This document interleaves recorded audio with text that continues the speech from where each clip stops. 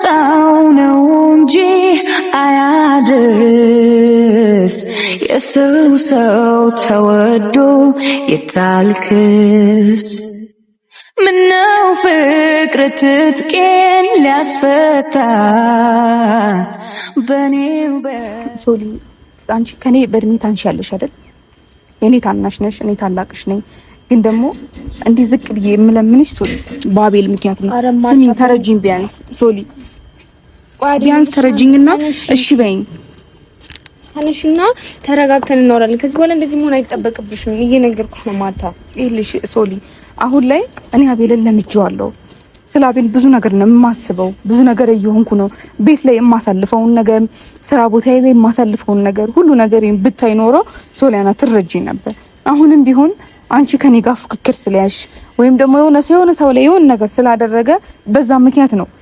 እኔም አንቺም ውስጥሽ በደንብ ያውቀዋል ሶሊ። ዛሬ ላይ አንቺ አንድ ነገር ልጠይቅሽ ነው የምፈልገው። አቤልን ለኔ እንድታይልኝ ፈልጋለሁ።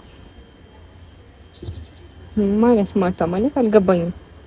ምን አይነት ጥያቄ ነው ሶሊ? አትወጂውም ካልወደድሽ ተይልኝ ስላልሽኝ ብቻ የምተውልሽ እንደዛ አይደለም ሶሊ። አሁን ዛሬ እኔ እንድትረጂኝና ሁሉ ነገሩን ዛሬ እንድንቋጨው ስለፈለኩ ነው አንቺንም በዚህ ሰዓት እንደዚህ አቻኩዬ ላናግርሽ የፈለኩት ሶሊ። አንቺ እሱን ካልወደድሽው ይሄን አክል ረጅም ጥልቀት ልጁን ባትወስጂውና ባትጎጂው በጣም ደስ ይለኛል።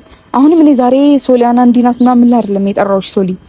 ግን ደግሞ እኔ አቤልን ከምትዩ በላይ እወደዋለሁ፣ ከምትዩ በላይ የማከብረው ልጅ ነኝና አንቺ ደግሞ እሱን የማትፈልጊው ከሆነ እንድታዩ ነው። እንደማልፈልገው ማርታ በምን እርግጠኛሽ? ማለት ፈልጊው ከሱ ጋር መሆን ሳልፈልግ ቀርቼ ቢሆን ኖሮ እኮ መጀመሪያ ሁኑም እንደዚህ እስከዚህ ደረጃ ድረስ አልመጣም ነበር ከመጀመሪያው ጀምሮ። ኢቭን እዚህ ጋር ስለተፈጠሩት ዘንድሮ እየመጣች ተኛኛ ቤት ሰፊ ነው። ዘንድሮ ማናየው ጉድ የለ።